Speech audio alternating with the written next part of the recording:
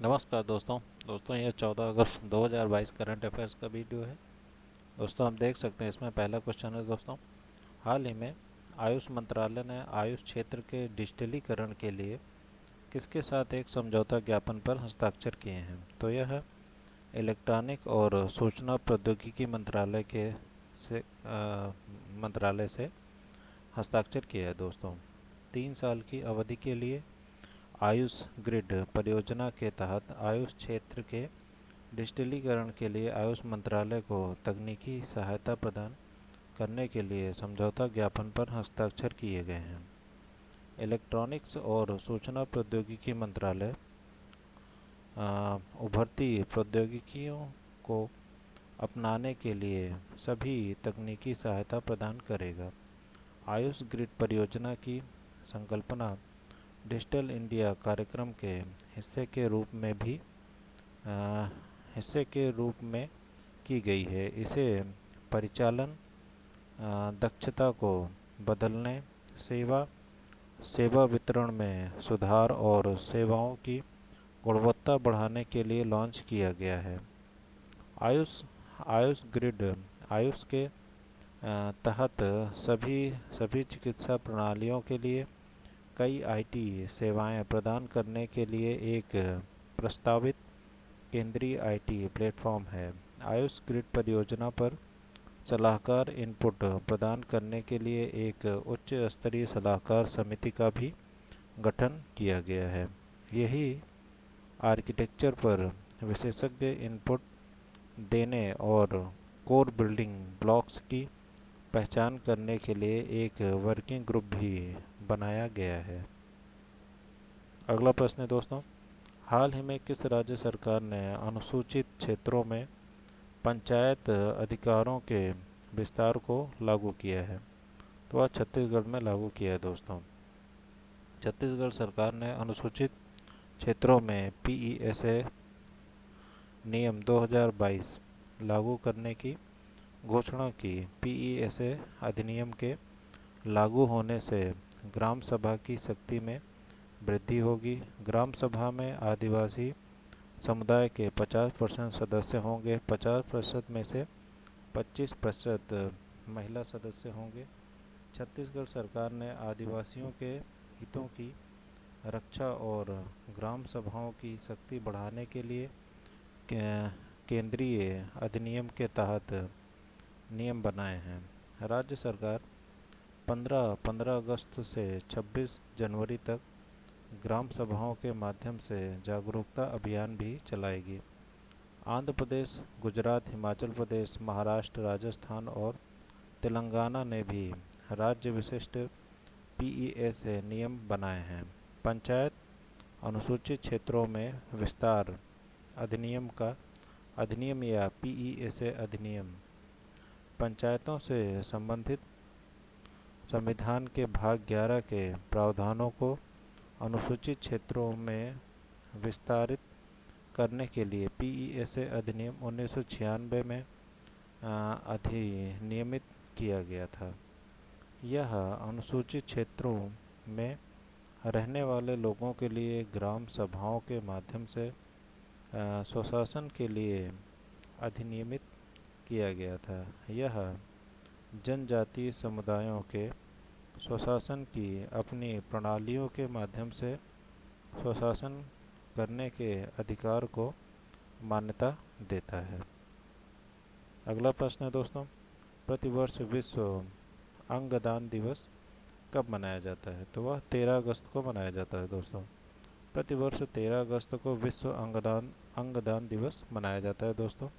इस दिन को मनाने का उद्देश्य अंगदान के महत्व के बारे में जागरूकता फैलाना और लोगों को इसके लिए प्रोत्साहित करना है। पहला पहला सफल जीवित दाता अंग प्रत्यारोपण 1994 में अमेरिका में किया गया था। भारत का अपना अंगदान दिवस है जो प्रत्येक वर्ष 27 नवंबर को मनाया जाता है। इस दिन सरकार भारतीय नागरिकों को स्वेच्छा से अपने अंग दान करने और जीवन बचाने के लिए प्रोत्साहित करती है। अगला प्रश्न है दोस्तों, हाल ही में अंडर 16 वर्ग की पहली खेलो इंडिया महिला हॉकी लीग 16 से 23 अगस्त 2022 के बीच किस शहर में आयोजित की जाएगी? तो यह नई दिल्ली में आयोजित की जाएगी दोस्तों। अंडर 16 वर्ग की पहली खेलो इंडिया महिला हॉकी लीग 16 से 23 अगस्त 2022 के बीच नई दिल्ली के मेजर ध्यानचंद स्टेडियम में आयोजित की जाएगी। इसमें पूरे देश से कुल 16 टीमें भाग ले रही हैं। लीग के पहले चरण में 56 मैच खेले जाएंगे और इसमें 300 से अधिक खिलाड़ी प्रतिस्पर्धा करेंगे। भारतीय खेल प्राधिकरण ने 3 चरणों के लिए 53.72 लाख रुपए आवंटित किए, जिसमें 15.5 लाख रुपए की पुरस्कार राशि शामिल है। अगला प्रश्न है दोस्तों, हाल ही में अगेन वेव 3.0 सम्मेलन का आयोजन कहाँ किया जाएगा? तो वह गोवा में किया जाएगा दोस्तों। अटल इंक्यूबेशन सेंटर में गोवा इंस्टीट्यूट ऑफ मैनेजमेंट और गल स्क्रिप्ट द्वारा अगेन वेव 3.0 सम्मेलन आयोजित किया जाएगा। इस अगेन वेव 3.0 सम्मेलन में 100 से अधिक हैकथॉन टीमें, 70 से अधिक वक्ता और 600 से अधिक उपस्थित लोग भाग लेंगे। 3 दिवसीय सम्मेलन के दौरान blockchain, NFT, non fungible token पर वैश्विक नीतियों और क्रिप्टोकरेंसी, मेटावर्स ग्रोथ, हैकिंग इत्यादि पर चर्चा की जाएगी।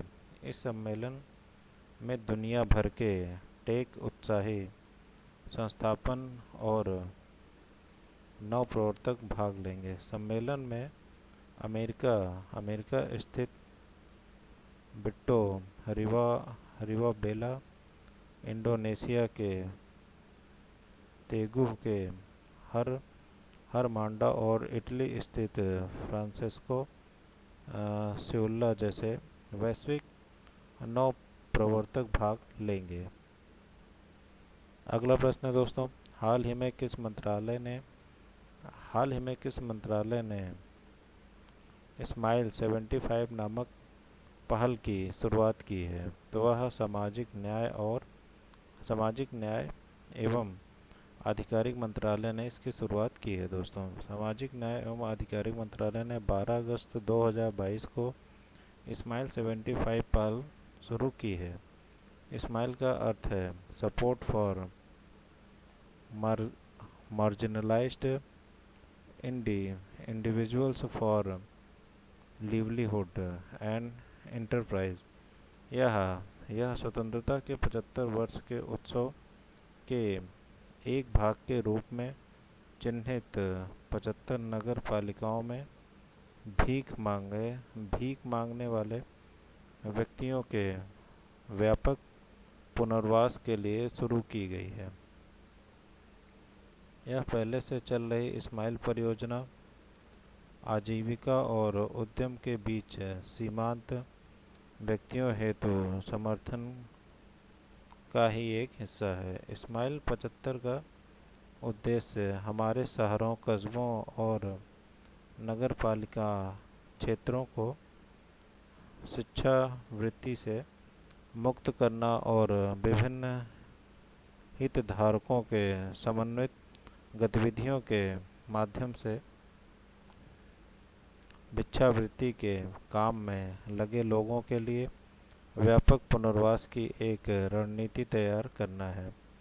सामाजिक न्याय और अधिकारिता मंत्रालय निरंतर चले आ रहे इस सामाजिक मुद्दे का समाधान ठोस प्रयासों के माध्यम से करने के लिए स्थानीय शहरी निकायों, नागरिक समाज संगठनों, गैर सरकारी संगठनों की भूमिका को महत्वपूर्ण मानता है।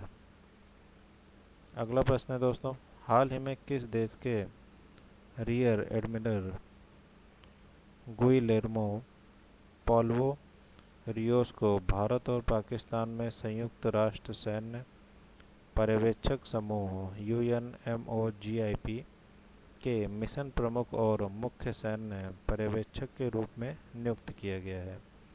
वह अर्जेंटीना के नियुक्त किया गया दोस्तों। संयुक्त राष्ट्र महासचिव ने अर्जेंटीना के रियर एडमिरल गुइलेर्मो पॉल्वो रियोस को भारत और पाकिस्तान में संयुक्त राष्ट्र सैन्य पर्यवेक्षक समूह के मिशन प्रमुख और मुख्य सैन्य पर्यवेक्षक के रूप में नियुक्त किया है।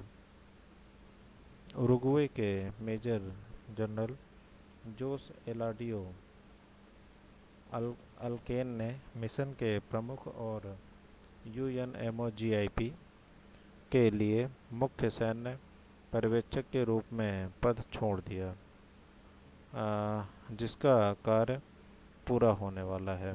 संयुक्त राष्ट्र सैन्य पर्यवेक्षक समूह UNMOGIP की स्थापना जनवरी 1949 में हुई थी।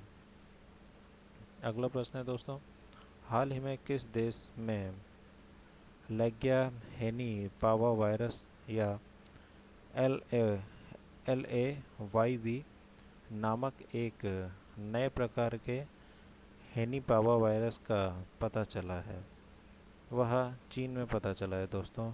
चीन में लेग्या हेनी पावा वायरस नामक एक नए प्रकार के हेनी पावा वायरस का पता चला है। यह जानवरों और मनुष्यों को संक्रमित कर सकता है। अभी तक मनुष्यों के लिए इस वायरस के खिलाफ कोई लाइसेंस प्राप्त दवा या टीका उपलब्ध नहीं है। लेग्या या मोजियांग हेनी पावा वायरस से गहरा संबंध है। लेग्या चीन के शेडोंग और हेनान प्रांतों में पाया गया है। बुखार, खांसी, थकान और जी मचलाना लेग्या के प्रमुख लक्षण हैं। यह लीवर और किडनी को भी खराब कर सकता है। लेग्या वायरस संभवतः जानवरों से इंसानों में आया है। LAYV वायरस या दरों में पाया जाता है। हालांकि मानव से मानव संचरण के बारे में कोई स्पष्ट जानकारी नहीं है। अगला प्रश्न है दोस्तों, हाल ही में विश्व संस्कृत दिवस कब मनाया गया है? तो यह 12 अगस्त को मनाया गया दोस्तों। विश्व भर में 12 अगस्त को विश्व संस्कृत दिवस के रूप में मनाया गया।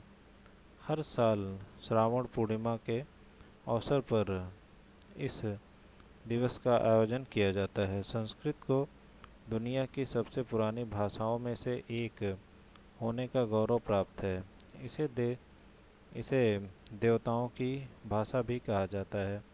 दुनिया की सबसे शुरुआती भाषाओं में से एक होने का गौरव प्राप्त करने वाली यह भाषा भारतीय इतिहास के लिए काफ़ी महत्वपूर्ण है। इसके बारे में लोगों को और अधिक जागरूक करने के मकसद से हर साल विश्व संस्कृत दिवस के रूप में मनाया जाता है। हाल ही में Lisbon Triennale Millennium BCP lifetime achievement award जीतने वाली पहली दक्षिण एशियाई कौन बनी है? तो यह मरीना तबस्सुम बनी है। Marina Tabassum Lisbon Triennale Millennium BCP lifetime achievement award जीतने वाली पहली दक्षिण एशियाई बनी। जूरी ने स्थानीय समुदायों के साथ काम करने का एक प्रेरक उदाहरण पेश करने के लिए उनकी प्रशंसा की, जिसका दुनिया भर में सकारात्मक प्रभाव पड़ सकता है। उनकी रचनाएं तत्कालिक समसामयिक मुद्दों को संबोधित करती है। उनका काम दिखाता है कि कैसे वास्तुकार जलवायु संकट को चुनौती दे सकते हैं। उनका काम यह भी दिखाता है कि कैसे वास्तुकार एक प्रयोगात्मक, सम्मानजनक और प्रेरक तरीके से सामाजिक परिवर्तन ला सकते हैं। वह एक प्रसिद्ध बांग्लादेशी वास्तुकार हैं। वह वास्तुशिल्प डिजाइनों जो पर्यावरण संबंधी चिंताओं को गहराई से समाहित करती है के लिए जानी जाती है। देन दोस्तों, ये 14 अगस्त 2022 का वीडियो है। आपको कैसा लगा ज़रूर